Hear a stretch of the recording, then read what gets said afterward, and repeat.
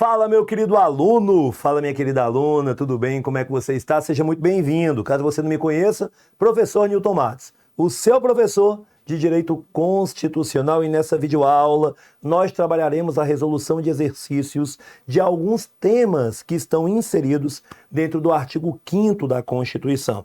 A gente chama de direitos e deveres individuais e coletivos parte 2, porque nós já temos uma parte 1, onde nós falamos sobre direito à vida, direito à igualdade. Então, dentro dessa parte 2, a gente vai falar de novos tópicos que podem sim ser cobrados em questões e quem sabe uma delas está na tua prova. Você sabe muito bem, né?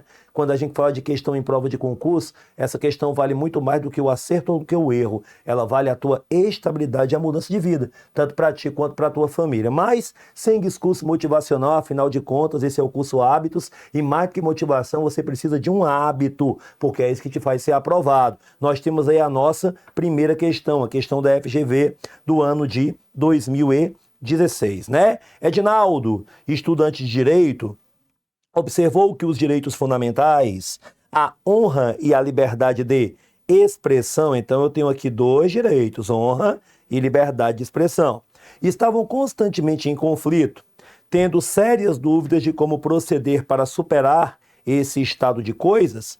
Pedro, emérito professor de Direito Constitucional, observou que a solução passava pela classificação desses direitos fundamentais como princípios constitucionais. Em atenção à observação de Pedro, é correto afirmar que na situação referida por Edinaldo, lembrando que Edinaldo é o estudante do direito, né? O conflito, então, meus queridos, uma questão bem tranquila, porém bem interessante. Eu tenho aqui um conflito entre direitos fundamentais, no caso, o direito à honra e o direito à liberdade de expressão. A inviolabilidade do direito à honra e o direito à liberdade de expressão, que está muito ligado ao direito de informação, ok? O que é que nós temos aqui como uma resposta ao Edinaldo dentro dessa ideia de conflito? No item A, certo?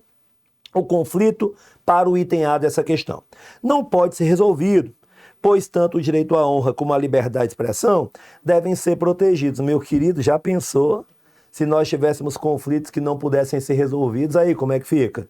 Certo? Aquele que preserva sua honra iria se estapear com quem pretende dar uma informação fazendo uso da sua liberdade de expressão? Não. Então, o que é que a gente acaba fazendo? A gente acaba, certo, ponderando. Nós vamos analisar o caso concreto e ver para aquela situação qual dos dois direitos irá prevalecer. O que não quer dizer que em uma outra situação, em um outro caso concreto, nós aplicaremos a mesma prevalência. Então, se porventura eu tenho a inviolabilidade da honra e eu tenho a liberdade de expressão, e a liberdade de expressão prevalece em uma situação, isso não significa que em outra situação, em um outro contexto, essa liberdade de expressão irá prevalecer. Então, eu tenho que ter uma boa definição daquilo que gira em torno do caso concreto. Ou seja, é na prática que os nossos julgadores tomarão decisões a respeito da solução desse conflito. Item A não pode ser resposta da questão. Item B será resolvido a partir da ponderação dos princípios envolvidos, conforme as circunstâncias do caso concreto. Que lindo! Resposta da questão. Por que, Niltinho do meu coração? Porque eu vou analisar o caso concreto e eu vou ver qual dos direitos garantirá uma maior efetividade, certo? E qual dos direitos, caso não seja o escolhido, gerará, certo, menor prejuízo. Isso é o juízo de ponderação. É escolher pelo direito que gera maior benefício, certo? Mas sabendo que o direito não escolhido gerará prejuízo. Porém, eu quero que ele gere o menor prejuízo possível. Ok? Então, resposta correta, o item B. Item C. Será resolvido, conferido-se sempre, esse sempre, hein? Maior importância ao princípio da privacidade, presente no direito à honra, né? Inclusive, você encontra com relação a essa intimidade, vida privada, honra, imagem, que é o direito de privacidade, lá no artigo 5º, inciso 10 da Constituição. certo? É inviolável, direito à intimidade, vida privada, honra e imagem das pessoas e ainda as questões ligadas à indenização por dano moral e material. Perfeito? Mas, nem sempre a privacidade vai prevalecer. Quer um exemplo? Depois você dá uma pesquisada sobre o entendimento do Supremo Tribunal Federal a respeito das biografias não autorizadas, certo? Se há necessidade, e eu já de antemão te digo, não há, nem do biografado, nem das pessoas envolvidas. Não há necessidade de se ter autorização do biografado e nem das pessoas que compõem aí essa história. Ou seja, se for uma pessoa pública, aquela que tem como bônus o sucesso, a fama e até mesmo a riqueza, né? Esse indivíduo também vai ter que arcar com o ônus da exposição. Então, a sua privacidade, ela tem uma esfera de proteção menor se comparado com outras pessoas que não são pessoas públicas, ok? Outra coisinha que é interessante, depois você dá uma olhadinha sobre o direito ao esquecimento, certo? Você também pode encontrar como o direito de deixar para lá. Aquela ideia de que se você, certo, acabou, por exemplo, cometendo um crime no passado, respondeu por esse crime, cumpriu toda a sua pena, não deve mais nada juridicamente ao Estado, será que você pode impedir que meios de comunicação revisitem o passado, impeçam que as pessoas esqueçam aquilo que você cometeu e publiquem informações sobre aquilo que já passou? Pois é, você não pode impedir. Certo? O Brasil não ampara o direito ao esquecimento. Então, são boas situações aí em que você vai ter um conflito entre a liberdade de expressão, no sentido de informar, e a privacidade das pessoas. Por quê? Porque nem sempre esses direitos vão ser assim, bem casadinhos um com o outro. Então, cabe ao Estado harmonizar esses direitos que devem ser protegidos, analisando no caso concreto qual prevalecerá para aquela situação em detrimento do outro, ok? Então o item C não pode ser resposta, porque diz que sempre a privacidade, aí a privacidade vai se transformar no quê? Num superdireito? De jeito nenhum. Item D, será resolvido conferindo-se sempre maior importância ao princípio democrático, presente na liberdade de expressão. Mesma explicação do item C, porém agora o item D pendeu para a liberdade de expressão. Item E, não pode ser resolvido pelo Poder Judiciário. Então, quem guardará os guardiões, meu amigo? Se não pode ser resolvido pelo Poder Judiciário, que é a última palavra no nosso Estado democrático de direito, quem guardará os guardiões? Já pensou? O Superman ligando para a PM pedindo, pelo amor de Deus, ajuda, porque roubaram o celular dele. Aí é o desespero total, concorda comigo? Então, não pode ser resolvido pelo Poder Judiciário, já está ridículo, pois somente o Legislativo pode disciplinar o conteúdo dos princípios. Nada a ver. Nada a ver. Pelo contrário, no caso concreto, o Poder Judiciário é quem atuará e, obviamente, né, havendo uma legislação, ela norteará o entendimento, a decisão, certo, do magistrado, do ministro do tribunal, enfim, mas o item E, ele não pode ser resposta. Portanto, a resposta dessa primeira questão aqui, certo? Se eu voltar aqui para você, se tornou o item B de bola, beleza, o item D não pode, o item E não pode. Tranquilo? Vamos para a nossa segunda questão. A Lei Federal número XX, cara da FGV, XXYY, impôs aos brasileiros que viessem a ser convocados, certo? Até botar só no slide, a necessidade de cumprir determinada obrigação em caráter gratuito, junto a uma estrutura estatal de poder, durante alguns dias a cada biênio. Opa, pera ainda. Uma obrigação a todos imposta. Aqueles, né? A todos imposta. Me perdoe, deixa eu voltar aqui.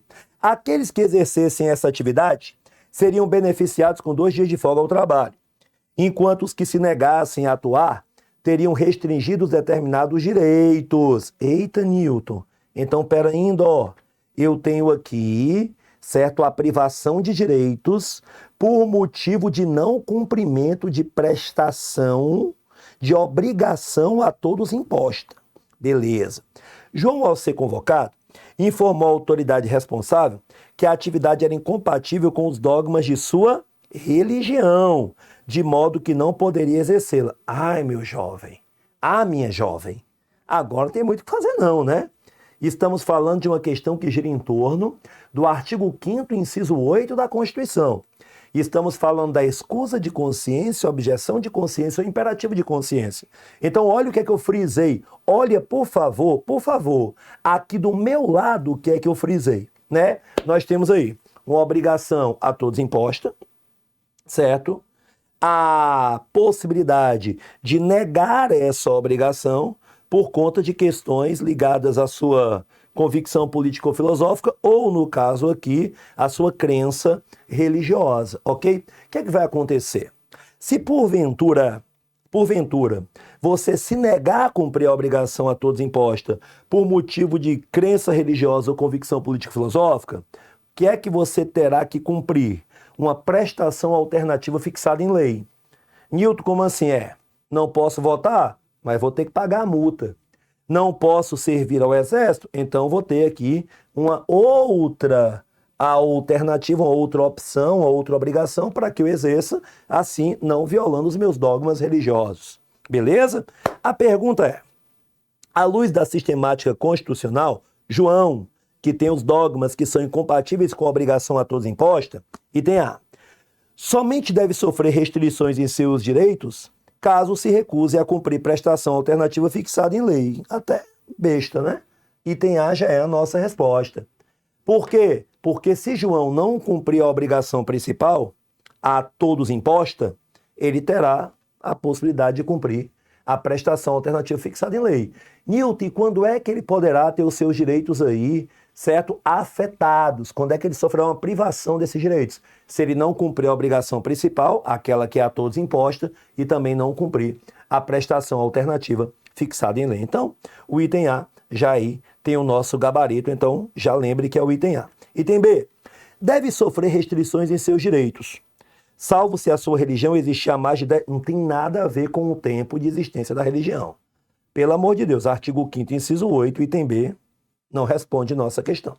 C, independentemente da religião, não estava obrigado a atender à convocação, pois o seu trabalho não seria remunerado. Olha, a obrigação a todos imposta, ela não deve ser remunerada, não. Não é obrigatoriamente remunerada. Quer ver? A tua votação a cada 2 anos, te pagam quanto para ir votar? Não, é uma obrigação a todos imposta.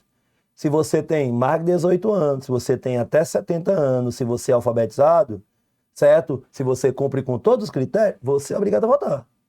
Ah, é um direito, é um dever travesti de direito. Você é obrigado a votar. E é remunerado? É remunerado, estou aqui com o meu câmera. Nicolau, quanto é que te pagaram na última eleição para tu ir votar? Não estou falando de compra de voto. Quanto é que te pagaram para exercer o teu direito de cidadão? Não é pago, meu amigo. Então, pelo amor de Deus, certo? O item C não responde. Item D, deve sofrer restrições em seus direitos, pois a laicidade do Estado brasileiro impede que ele se exima por motivo de crença religiosa. Meu irmão, esse negócio de laicidade do Estado, o Estado brasileiro, de acordo com o artigo 19, inciso 1, ele é laico, leigo, não confessional ou secular. Olha aí quantas formas de falar a mesma coisa. Laico, leigo, não confessional ou secular. Aí você conjuga o artigo 19, inciso 1, onde você tem uma vedação ausentes, com o artigo 5º, inciso 6. A inviolabilidade da liberdade de consciência e crença, certo? Sendo assegurado o livre exercício dos cultos religiosos, ok? E também protegida na forma da lei os locais de culto e liturgia, ok? Meu querido, ser laico não quer dizer que eu tiro das pessoas o direito de escolher sua crença, não. Certo? A liberdade religiosa no Brasil, ela ampara o direito de você escolher sua crença, de não ter nenhuma, certo? Ser agnóstico, ser ateu, até mesmo praticar o satanismo. Então, por favor, o item D não responde à nossa questão. Item E, não deve sofrer restrições em seus direitos, pois sua crença religiosa se apresenta como manifestação da dignidade humana, não lhe podendo gerar consequências negativas. Mas também não pode gerar ele um superdireito. Se eu e você somos obrigados a cumprir aquilo que foi a todos imposto, por que ele não poderá? Ah, Newton, por causa do dogma religioso. Não tem problema, prestação alternativa. Newton, e se não houver lei fixando prestação alternativa? Aí o problema não é do rapaz, o problema é do Estado que não criou. Portanto, o item E não é resposta à nossa questão. Segunda questão, resposta correta. O item A de amor, certo? O item A de avião. Perfeito? Terceira questão. Uma questão também da FGV, só que agora do ano de 2014. A Constituição Federal estabelece que é livre o exercício de qualquer trabalho, ofício ou profissão, atendidas as qualificações profissionais que a lei estabelecer, certo? É o direito à livre escolha do trabalho, ofício ou profissão, que você encontra no artigo 5º, inciso 13 da Constituição. Chama atenção para esse trecho. Atendidas as qualificações profissionais que a lei estabelecer. Tá vendo esse slide aqui que está ornamentado com o nome hábitos? Pois é, essa gravação aqui ela está sendo feita nos estúdios do Hábitos Concurso, certo? Que é uma nova opção do mercado para que você possa ter aulas de qualidade, principalmente as aulas aqui comigo de Direito Constitucional. E deixa eu te falar uma coisinha, né? Além da gente passar para você o conteúdo, a gente também passa a experiência, por exemplo, a minha, de 20 anos trabalhando com concurso público, né? Dos 26 estados da federação, mais o DF, né? A 27ª unidade, eu já dei aula em 19. Eu já participei de revisões para a Polícia Rodoviária Federal, Polícia Federal, para polícias militares de vários estados, para o Ministério Público. Newton, trabalho na área de educação, trabalho na área de saúde com concurso, isso mesmo. Dou aula para cursos em Brasília da área da educação, dou aula para cursos em Brasília da área da saúde. E o que é que eu posso te falar? Eu posso te falar que a gente acaba tendo uma expertise que de vez em quando dá ao aluno uma segurança que é muito positiva. Exemplo, se você quer saber como é que boa parte desse artigo 5º, inciso 13 é cobrado em prova, é perguntando a classificação dessa norma. Então vem comigo, vem aqui para o item, olha até aqui, ó. Separa aqui, por favor, certo? Se porventura o artigo 5º, inciso 13, ele só fosse daqui até aqui, o que é que nós tínhamos? É livre o exercício de qualquer trabalho, ofício ou profissão. Perfeito, né? Então, qualquer pessoa poderia exercer qualquer profissão. Então, se eu tenho um sonho de ser médico, independente da qualificação, eu poderia ser médico. Só que a Constituição reservou essa segunda parte. Aqui, ó. Segunda parte. Opa! Se o exercício do trabalho, ofício ou profissão, tiver uma legislação estabelecendo qualificação, só pode exercer quem tiver essa qualificação. Então, mesmo que eu tenha um sonho de ser médico, não sendo aprovado no vestibular em medicina e cursando medicina com tudo aquilo que o curso me obriga, eu não poderei ser médico. Newton, que tipo de norma é essa? Uma norma de eficácia contida. Por quê? Porque a possibilidade da existência de uma legislação vai restringir a amplitude do direito. Newton, como assim? Imagine, não há legislação. Não há. Então, Newton, eu quero ser advogado. Parabéns, seja. Eu quero ser oftalmologista, ou seja, um ramo da medicina. Seja. Ok? Ah, mas agora eu descobri, Newton. Foi produzida uma legislação que obriga que para ser advogado eu seja bacharel em direito e tenha aprovação no exame de ordem. Ok? Pois é. Então, a partir daquele momento, se você já está exercendo a função de advogado, você vai ter que cumprir os critérios estabelecidos pela lei, ou seja, vai ter que obter a qualificação para que possa exercê-la. A legislação, ela ampliou o acesso àquela profissão, no caso a de advogado, ou ela restringiu apenas as pessoas que têm qualificação profissional? Restringiu. Quando a legislação ela restringe, quando uma regulamentação restringe o alcance do direito, é uma norma de eficácia contida. Mas você quer um conselho? Por isso que eu falei da experiência. Memoriza essa questão. Quase sempre te perguntam qual é a classificação dessa norma. Por quê? Porque você pode estar fazendo um concurso que não tem esse tópico da matéria. Que tópico? Classificação das normas. As normas podem ser classificadas de várias formas, dependendo de vários autores. Mas a classificação mais usada em prova, norma de eficácia plena, contida e limitada, classificação do José Afonso da Silva. Então, geralmente te perguntam aí, ó, Newton, o direito, certo, de livre escolha, o trabalho, ofício ou profissão, norma de eficácia contida.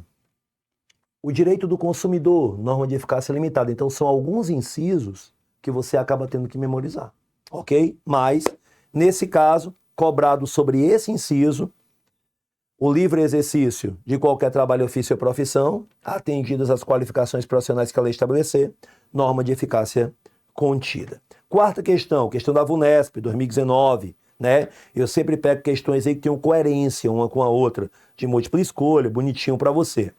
José, funcionário público municipal, vem sofrendo ameaças de violência e coação ao direito à liberdade de locomoção. Peraí, ele sofre ameaça de violência e coação à liberdade de locomoção por parte do seu chefe imediato, que está agindo com abuso de poder. Opa, Newton, volta aqui.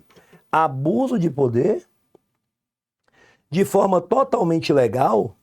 No caso, e tendo em vista o que dispõe a Constituição Federal, José poderá impetrar. Pera ainda, vem comigo. Onde é que você vai encontrar, certo, esse conteúdo, liberdade de expressão, liberdade de locomoção? Lá no artigo 5º, inciso 15, né? Aí você lembra, né, que essa liberdade ela é ampla quando estamos falando em tempos de paz, quando você cumpre os requisitos da lei. E lembre que liberdade de expressão é mais do que ir e vir. É ir, né, no caso das fronteiras nacionais, sair, vir, entrar, ou permanecer, residir. Ok? É tanto que a locomoção é livre em todo o território nacional. Dele podendo sair, para ele podendo regressar, nos termos da lei com seus bens. E lembrando que essa amplitude só é garantida em tempo de paz. Se estivermos em uma situação de guerra, eu posso, por exemplo, exigir de você um toque de recolher, a obrigação do local certo determinado. Beleza? Liberdade de locomoção, por uma pesquisa que eu fiz recentemente, não é mais um assunto tão cobrado em prova. Por dois motivos. Primeiro, muita gente domina. E número 2, ela meio que tem aí um protetor quando ela é ameaçada ou quando ela já foi violada por motivo de ilegalidade ou abuso de poder. E esse protetor está no artigo 5º, inciso 68. É um remédio constitucional de natureza judicial chamado de habeas corpus. Habeas corpus. Conceder-se habeas corpus quando, Nilton? Quando você já tiver sofrido ou estiver ameaçado de sofrer, certo? Coação à sua liberdade de locomoção por motivo de ilegalidade ou abuso de poder. O habeas corpus é um chamado remédio heróico. Ele tem natureza universal, ele pode ser impetrado por qualquer pessoa, física, jurídica, nacional ou estrangeira. Embora ele só proteja pessoas físicas, ok? Só proteja pessoas físicas. Contra o abuso de poder ou a ilegalidade, certo? Que emana de uma autoridade pública ou até mesmo de uma autoridade privada. Exemplo, um hospital particular que nega a tua alta enquanto não venha resolver problemas com um cheque calção, com uma garantia que eles te pediram, ok? Então, aqui não tem muito ponto de correr. Habeas corpus. O habeas data, ele protege a informação personalíssima, quando essa está contida em banco de dados governamentais ou banco de dados privados que tem caráter público. Você encontra no artigo 5º, inciso 72. O mandado de segurança, ele protege direito líquido e certo, não amparado por habeas corpus ou habeas data. Você vai encontrar no inciso 69. A representação junto ao prefeito dá uma ideia aí, certo, de direito de petição ou algo parecido. Não é sequer um remédio de natureza judicial. Item é recurso para sua transferência, é você aceitar, né, que seu chefe possa violar o seu direito, aí é sacanagem. Então, resposta correta, o item B de bola. Ok? Quinta questão. Questão da VUNESP do ano de 2019. Assinale a alternativa correta com relação ao direito de reunião, assegurado pelo artigo 5º, inciso 16 da Constituição da República. Você já conhece o nosso material? O material da Hábitos? Não conhece, não? Pois no seu material você vai encontrar muita coisa assim, ó, desse jeito aqui. Certo que são aí aqueles quadros esquemáticos para que você possa ter uma melhor compreensão da matéria que está sendo dada. E a aula, ela acompanha justamente esses quadros esquemáticos. Se você, porventura, está assistindo esse vídeo, na descrição desse vídeo tem o link do material em PDF que conterá alguns desses quadros esquemáticos, certo? Desse assunto que nós estamos trabalhando, ok? Lembrando que esse material aí é um material que você está recebendo gratuitamente através do link.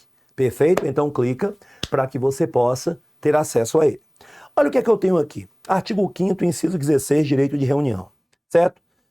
Quais são os critérios estabelecidos para que uma reunião seja constitucionalmente aceita?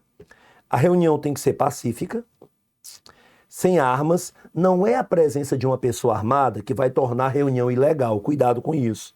Pode ser que a pessoa armada esteja contrariando, inclusive, os interesses da própria reunião. Ok?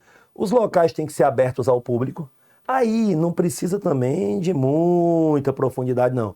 Ah, Nilton, se for um shopping. O shopping é um local privado de acesso ao público. O shopping ele pode estabelecer alguns critérios adicionais. Exemplo, né?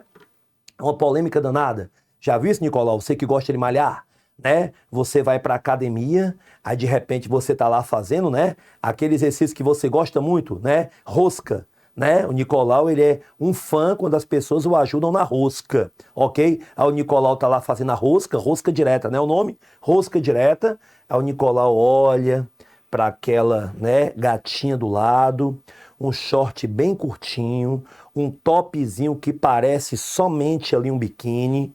Aí o Nicolau faz o quê? Diz assim: gerente, estou constrangido. Não quero que essa mulher malhe, treine com essas vestes. Nilton, e aí, como é que fica? E aí que a gente tem que saber qual academia o Nicolau está malhando, né? Tem academia que permite malhar até nu. Mas aí, são regras definidas pela instituição privada. Nilton, mas eu sou mulher, não gostei do exemplo. Tá bom, já pensou o Nicolau querendo malhar só de sunga? Pode ser que a academia restrinja. Então não é uma coisa sexista. Eu posso criar aí, certo? Alguns critérios adicionais dentro dos ambientes privados, ok? Não se precisa pedir autorização para se reunir. Independentemente de autorização, o direito de reunião pode ser sim, certo? Exercido. Detalhe, o direito de reunião é um direito individual. Ele só tem manifestação coletiva. Agora, o que é exigido? O aviso prévio. Detalhe, esse aviso prévio, ele pode ser formal ou informal. Não há necessidade de ser formal. O que seria formal? Um ofício. Ah, Nilton, informal, carro de som, rede social, desde que o poder público ele não possa, certo? Comprovar que não sabia da existência da reunião. Esses são os requisitos do direito de reunião. Lembre, né? Dependendo da reunião, posso estabelecer critérios que são critérios adequados ao exercício de outros direitos. Nilton, por que é exigido esse aviso prévio? Para que a reunião não venha frustrar uma que porventura já esteja marcada para o mesmo local e que seja incompatível à presença dos dois grupos reunidos. Ok? Nilton, vem cá. Mas se porventura eu marcar a reunião primeiro, mas tiver pouca gente na minha, só tem 6 pessoas, a outra, cara, tem 17. Não tem problema. Prevalece a que avisou primeiro, independente do número de pessoas a serem reunidas. Ok? Direito de reunião. Nilton, aí o que é que eu tenho aqui? Certo?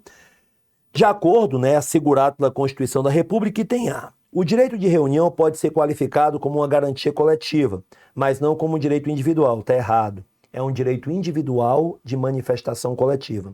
Ninguém é obrigado a se reunir.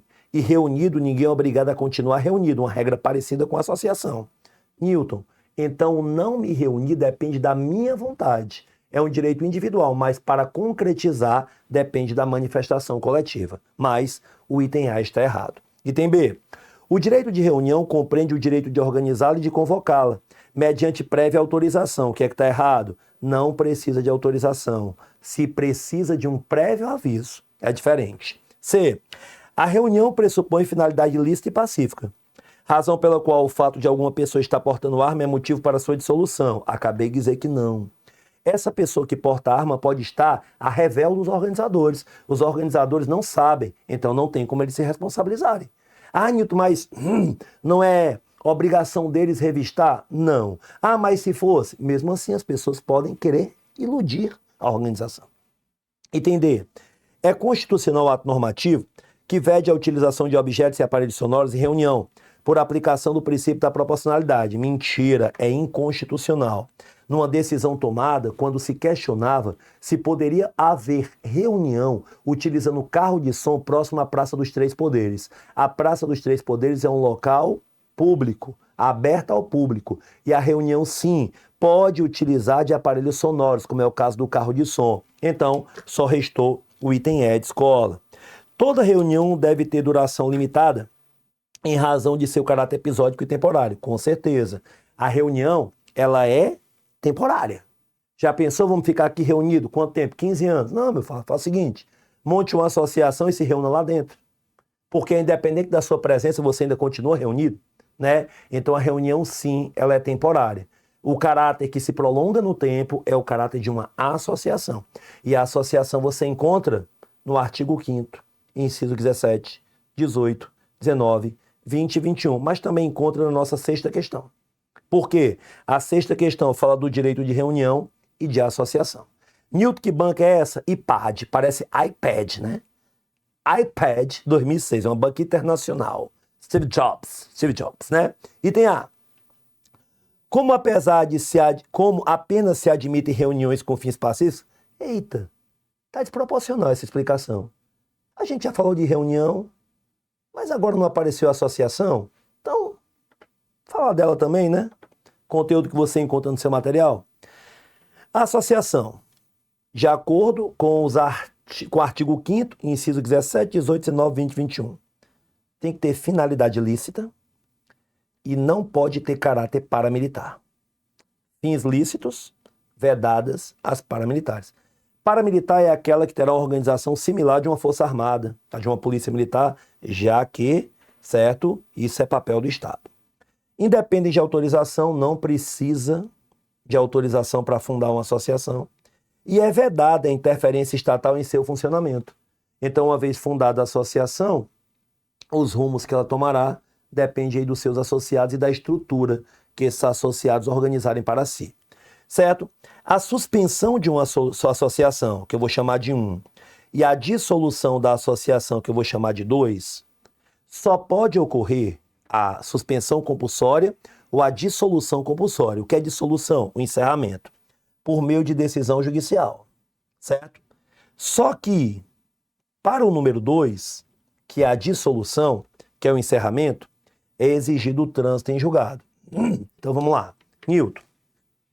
Uma associação foi condenada em primeira instância, certo? E o juiz ele decidiu que essa associação tem que fechar as suas portas, tem que encerrar a sua atividade. A associação é obrigada a encerrar? Não. Porque ainda cabe recurso para a segunda instância. Então, se cabe recurso para a segunda instância, eu ainda não tenho uma sentença judicial transitada em julgado. O que é a sentença judicial transitada em julgado? É aquela quando não se cabe mais recurso. Então, uma associação pode ser suspensa por qualquer determinação judicial, por qualquer decisão judicial. Certo? Pode ser aquela que você chama de liminar, que tem um caráter antecipatório e até certo ponto precária, porque pode ser revertida. Certo? Pode suspender. Para que, inclusive, investigações ocorram. Detalhe, quem suspende não é o delegado de polícia que está investigando o caso. Ele pede ao Poder Judiciário e o Poder Judiciário que vai suspender. Caso o trânsito em julgado venha, poderá dissolver, encerrar. Mas só quem suspende, só quem encerra é o Poder Judiciário. E para a dissolução, que é o encerramento, é necessário o trânsito em julgado. Ok? Ninguém pode ser compelido, né? É o que o texto diz, que é obrigado a se associar ou a permanecer associado, o que dá o caráter de direito individual, porém uma garantia coletiva, porque tem manifestação coletiva. Certo? E as associações podem exercer, deixa eu até apagar isso aqui, representação processual. Representação processual mediante autorização expressa. O que é representação processual? Podem representar os seus associados tanto em processos judiciais como em processos administrativos extrajudiciais, desde que esses associados autorizem expressamente essa associação a representá-lo. Ok? Cuidado. No futuro, você vai estudar o mandado de segurança coletivo. E as associações, elas têm legitimidade para impetrar mandado de segurança coletivo. E eu já estou antecipando uma informação.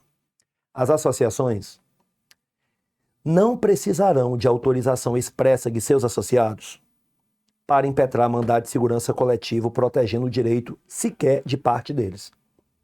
Newton, não precisará? Não. Porque no mandado de segurança coletivo, a associação não exerce representação processual. Ela exerce substituição processual. Porém, no mandado de segurança coletivo, eu acabo exigindo uma outra coisa, que essa associação tenha sido criada e esteja em funcionamento há pelo menos 1 ano. Ok? Então, Newton, vamos lá. Representação processual. A associação vai me representar porque eu estou respondendo um PAD, um processo administrativo disciplinar, ou seja, representação em um processo administrativo. O que é que eu faço? Autorizo a associação. Ela precisa ter sido criada há pelo menos 1 ano? Não precisa.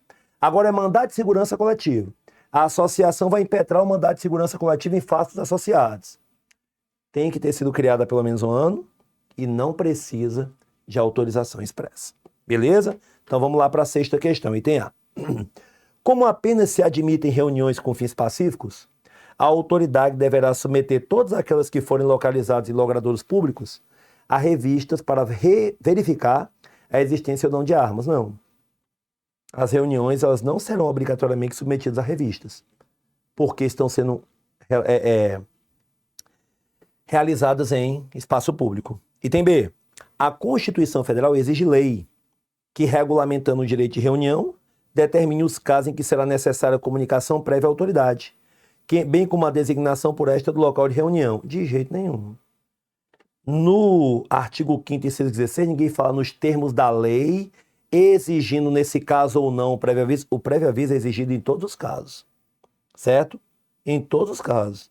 E outra coisa, quem decide onde vai haver a reunião não é o poder público, são os reunidos, os organizadores. C. Não se incluem na abrangência do direito de reunião, assegurado pela Constituição Federal, as passeatas e manifestações de logradouros públicos. Passeata, direito de reunião. Logadouro público, local, não tem problema. Item C, também está errado. D. A suspensão das atividades de associação podem se dar por decisão judicial, qualquer uma, ainda que recorrível, ou seja, que não transitou em julgado. Mas exige o trânsito em julgado para a sua dissolução. Dissolução só com decisão judicial transitada em julgado. Vimos agora há pouco. Ok? E para encerrar aqui o item E. É verdade a interferência estatal no funcionamento das cooperativas, né? Que são espécies de associações, né? Só que com uma finalidade um pouco diferente, que também não poderão ser submetidos a qualquer fiscalização. Olha, o poder público não interferir é uma coisa, o que não quer dizer que ele não possa fiscalizar, para saber se algo ilícito não está acontecendo. Então, o item E não pode ser resposta da questão. Certo, pessoal? Mais 6 questões respondidas. Espero do fundo do coração que você tenha gostado dessas questões.